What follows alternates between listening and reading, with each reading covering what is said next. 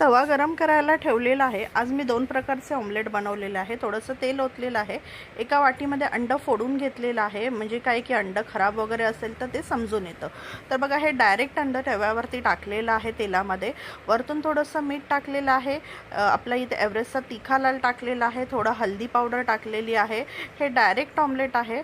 इथे मी दोन प्रकारचे आज मंडळी ऑमलेट बनवलेले आहेत। तर तुम्हाला कुठल्या प्रकारचं ऑमलेट आवडतं मला व्हिडिओ पाहून झाल्यानंतर कमेंटमध्ये नक्की सांगा। बघा, आता एका साईडने फ्राय झाल्यानंतर दुसऱ्या साईडने ही फ्राय करून घेतलेलं आहे।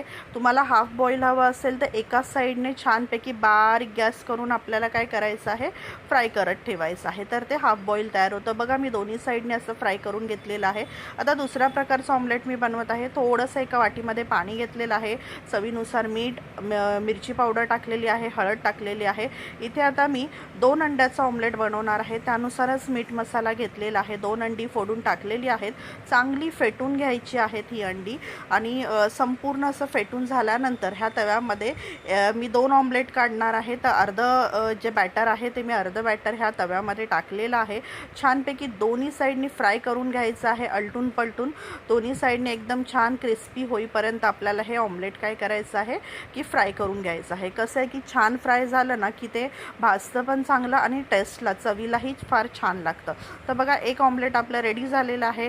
उरलेलं जे अर्ध बॅटर आहे तर त्या तव्यामध्ये थोडंसं तेल ॲड केलेलं आहे आणि उरलेलं अर्ध बॅटर पण ते ऑमलेटचं पण ह्यामध्ये टाकून घ्यायचं आहे।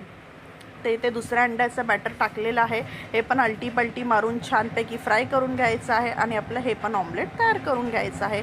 तुम्हाला कुठला प्रकार आवडला मला कमेंट करून नक्की सांगा।